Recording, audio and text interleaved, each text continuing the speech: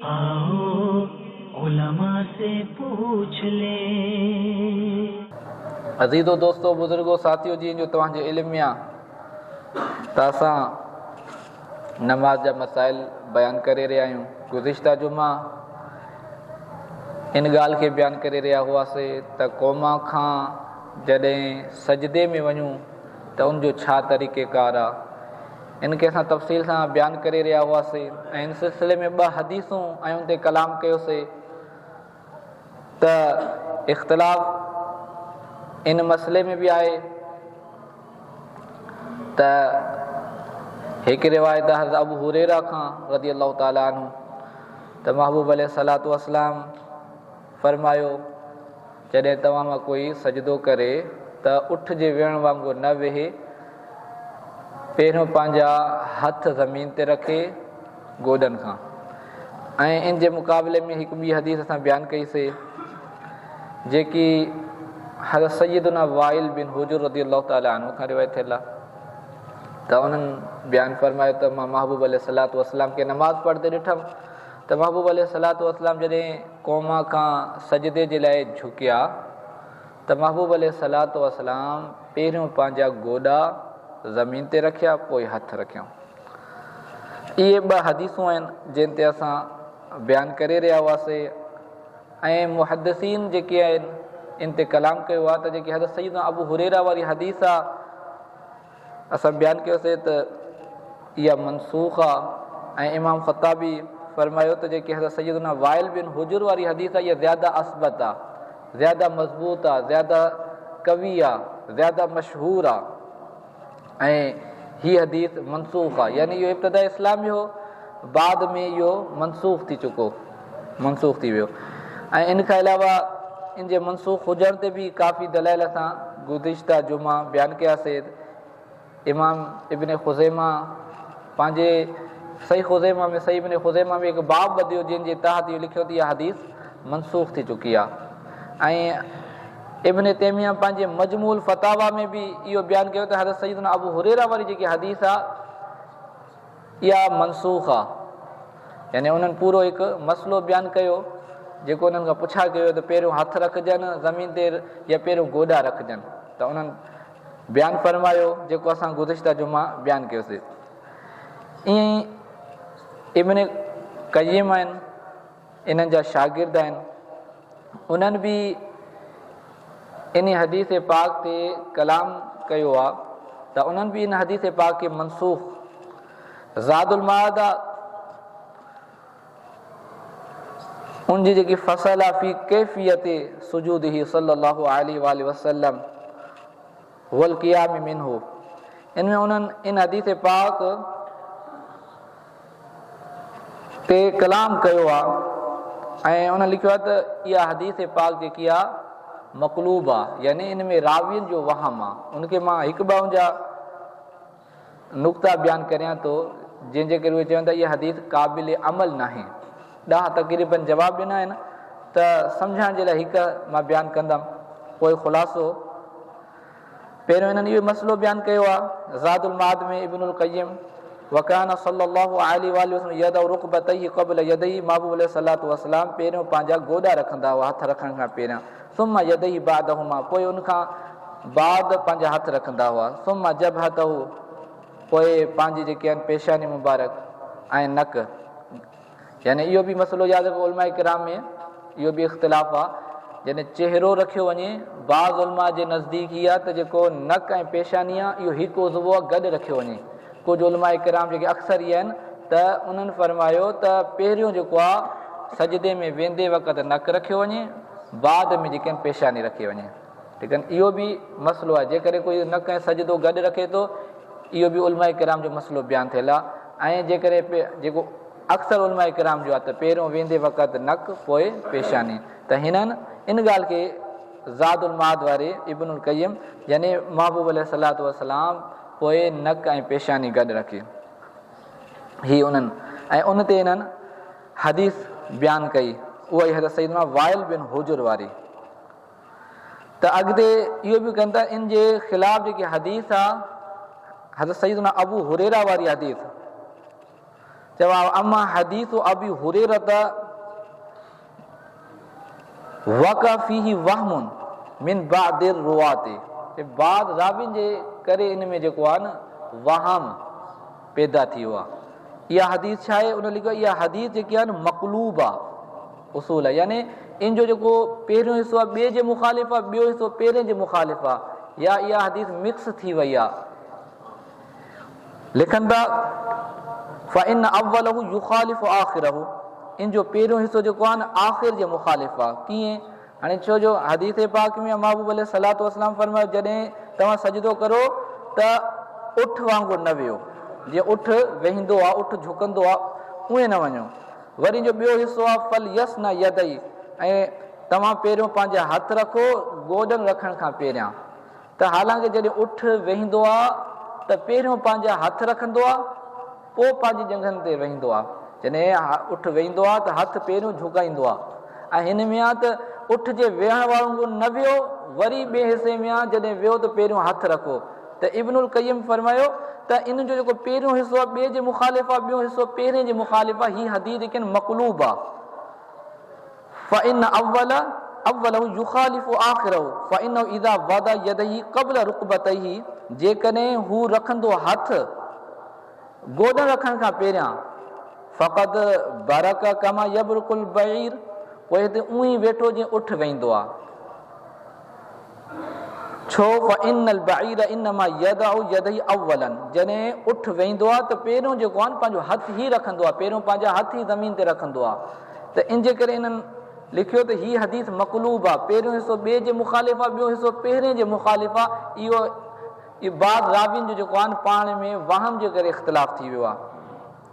ऐं इन्हनि जे असहाब ही बि फरमायो, यानी इब्नुल क़य्यिम जे असहाब वलम्मा आलिम असहाब हादल क़ौल ज़ालिक क़ालू रुकबतल बईर फी यदैहि, जेके उठ जा जेके गोॾा हूंदा आहिनि उहे उनजे हथनि में हूंदा आहिनि, ला फी रिजलैहि, उनजे पेरनि में न हूंदा आहिनि। इन जे करे इदा बरका वदा रुकबतैहि अव्वलन, जॾहिं उठ वेहींदो आहे त पहिरियों पंहिंजा हथ रखंदो आहे, छो जो उनजा गोॾा ई उन में हूंदा आहिनि। फ़हाज़ा हुवल मनहियु अन्हु, ऐं इहो ई जेको आहे न मनही अन्ना, इन खे महबूब अलैहिस्सलातु वस्सलाम मना फरमायो, यानी उठ जीअं वेहींदो आहे उएं न वियो जीअं तव्हां वियो था। त इन जे करे इन्हनि फरमायो हीअ हदीस जेकी आहे न राविन जे वहम जे करे मतरूक आहे, इन में तमामु घणो फ़साद आहे, काफ़ी वजूहात आहिनि, जंहिंजे करे इन्हनि हिकु वजह इहा बयानु कई। छो त जॾहिं उठ वेहींदो आहे अनल बईर इज़ा बरक फ़इन्नहु यदउ यदैहि अव्वलन व तबक़ा रिजलहु क़ाइमतन, जॾहिं उठ वेहींदो आहे त हू पहिरियों पंहिंजा हथ रखंदो आहे, इन हाल में हथ रखंदो आहे जो उन जूं जंघा सिधियूं बीठियूं हूंदियूं आहिनि, जंघा सिधियूं हूंदियूं आहिनि। पोइ फ़ाइदा नहद फ़इन्नहु यदा फ़इन्नहु यनहदु बिरिजलैहि अव्वलन व तबक़ा यदहु अलल अर्द, ऐं जॾहिं उठ उथंदो आहे त हू छा कंदो आहे? पंहिंजे पेरनि ते उथंदो आहे, पंहिंजी जंघनि ते उथंदो आहे, ऐं उनजा हथ जेके ज़मीन ते हूंदा आहिनि। ऐं हीअ लिखनि था इन खां ई महबूब अलैहिस्सलातु वस्सलाम मना फरमायो, यानी इन तरीक़े सां झुकण, इन तरीक़े सां उथण, इन खां महबूब अलैहिस्सलातु वस्सलाम मना फरमायो। इन जे करे इन्हनि फरमायो इहा जेकी हदीस आहे मक़लूब आहे, इहा क़ाबिल अमल न आहे। जो महबूब अलैहिस्सलातु वस्सलाम फरमायो त जॾहिं तव्हां मां कोई सजदो करे त उठ जे झुकण वांगुरु न झुके, उनखे पंहिंजा हथ पहिरियों रखे कदमनि खां पहिरियां, त इहा हदीस इन्हनि जे नज़दीक मक़लूब आहे। ऐं काफ़ी ॿियूं वजूहात इन हदीस खे तर्क करण जूं इन्हनि बयानु कयूं आहिनि। बहरहाल हिकु इहा ॻाल्हि बि बयानु फरमाए थो जो महबूब अलैहिस्सलातु वस्सलाम अक्सर औक़ात जेको आहे जानवरनि जी मुशाहबत करण खां मना फरमायो। महबूब काफ़ी अहादीस में आहे, इब्नुल क़य्यिम इन में लिखियो आहे नहा फी सलात अन तशब्बुह बिल हैवानात, महबूब अलैहिस्सलातु वस्सलाम इबादत में हैवानात जे मुशाबे करण, जानवर वांगुरु अमल करण खां मना फरमायो। जे काफ़ी हदीसनि में आहे फनहा अन बुरूकी का बुरूकिल बाइर, उठ जे वेहण वांगुरु मना फरमायो। उहा इल्तिफाती का इल्तिफाती साल्ब, जे लोमड़ी घुमंदी आहे, लोमड़ी जे घुमण वांगुरु महबूब अलैहिस्सलातु वस्सलाम ईअं न घुमो जीअं लोमड़ी घुमंदी आहे। व इफ्तिराशी का इफ्तिराशी सब ईअं न फैलिजी वञो जीअं दरिंदा जानवर फैलिजी वेंदा आहिनि। इन खां मना फरमायो व इकाई का इका व इकाइन का इका अल क़ल्ब जीअं काम ठूंगा हणंदो आहे ईअं ठूंगा न हणो ऐं कुते जे वेहण वांगुरु न वियो वग़ैरह वग़ैरह। ईअं जे नमाज़ में जे लाइ त जॾहिं नमाज़ पढ़ो त शरीर घोड़नि जी दुमनि वांगुरु हथ हेठि मथे न करियो।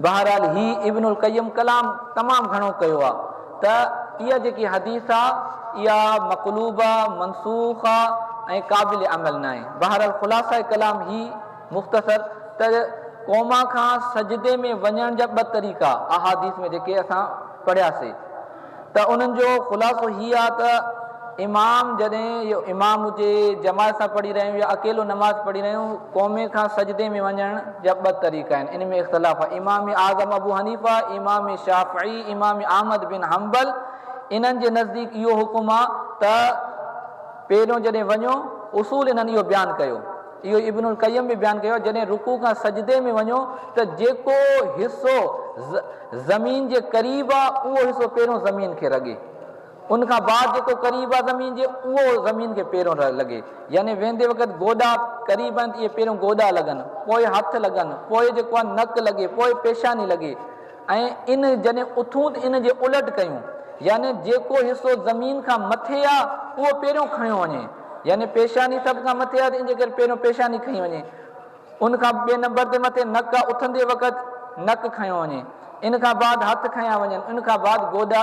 इहे इन्हनि टिनि आइमा जे नज़दीक उन्हनि जी दलील इहा ई हदीस हज़रत सय्यदना वाइल बिन हुजुर ऐं इमाम मालिक रहमतुल्लाहि तआला अलैहि जे नज़दीक इहा त जॾहिं क़ौमा खां वञूं सजदे जी तरफ़ पहिरियों हथ रखिया वञनि पोइ गोॾा। ऐं इन्हनि जी हदीस इहा ई हदीस सय्यदना अबू हुरैरा रज़ियल्लाहु तआला अन्हु वारी हदीस दलील आहे। ऐं इन जा जवाब इमाम मालिक रहमतुल्लाहि तआला जे नज़दीक जेको सजदो आहे इन जेकी हदीस मां इस्तदलाल कया आहिनि, इन्हनि जा जवाब इमाम आज़म अबू हनीफ़ा ऐं उन्हनि जे शागिर्दनि इमाम शाफ़ी, इमाम अहमद बिन हंबल वग़ैरह ॾिना आहिनि जेके असां बयानु करे आया आहियूं। यानी हिकु त इहो पहिरियों इब्तिदा इस्लाम में हो, यानी पहिरियों हथ रखिया वञनि पोइ गोॾा, इहो मनसूख़ थी चुको आहे। ऐं हदीसात इहा मक़लूब आहे वग़ैरह वग़ैरह। बहरहाल मसला ॿई आहिनि। सुन्नत जेको आहे हिन वक़्तु अफ़ज़ल ऐं औला इहो आहे त जॾहिं असां क़ौमे खां सजदे में वञूं त पहिरियों असां गोॾा रखूं, पोइ असां हथ रखूं, पोइ असां पंहिंजी जेके आहे न नक, पोइ पेशानी, जॾहिं उथूं त इन जे उलट कयूं। ऐं इन खां अलावा शरीयत जी हिकु गुंजाइश हूंदी आहे त जेकॾहिं कॾहिं कॾहिं ईअं थींदो आहे कोई शख़्स हिकु तरीक़े सां काफ़ी अरसो नमाज़ पढ़ी चुको हूंदो आहे, हाणे उनखां हटिजी करे ॿिए तरीक़े ते जेकॾहिं नमाज़ पढ़ंदो आहे न उनखे घणी तकलीफ़ जिस्मानी, फिज़िकली, ज़हनी तौर ते घणी तकलीफ़ थींदी आहे, जंहिंजे करे नमाज़ में ज़हन न वेंदो आहे। ऐं मिसाल जे तौर ते हिकिड़े शख़्स आहे ईअं ई नमाज़ पढ़ी पहिरियों हथ रखंदो आयो पोइ गोॾा, इहो ख़िलाफ़ सुन्नत नाजाइज़ न आहे लेकिन मनसूख़ चऊं था असां। त हाणे जेकॾहिं उहो इन तरीक़े सां नमाज़ पढ़े जो पहिरियों गोॾा थो रखे पोइ हथ थो रखे त उनखे शिदत थी थिए, तकलीफ़ थी थिए, या त उनखे वाक़ई का मर्ज़ आहे जंहिंजे करे उहो नथो करे सघे, या ईअं करे थो त नमाज़ में ज़हन नथो वञे, त पोइ उनखे शरीयत इजाज़त ॾिनी आहे, इहा इजाज़त पोइ उन तरीक़े सां अमल करे जंहिं तरीक़े ते पढ़ंदो आयो हुयो जो नमाज़ खां ज़हन हटिजे न। छो जो ख़ुशू ऐं ख़ुज़ू जेको आहे न इहो तमामु घणो अहम फ़र्ज़ु आहे नमाज़ जे लाइ।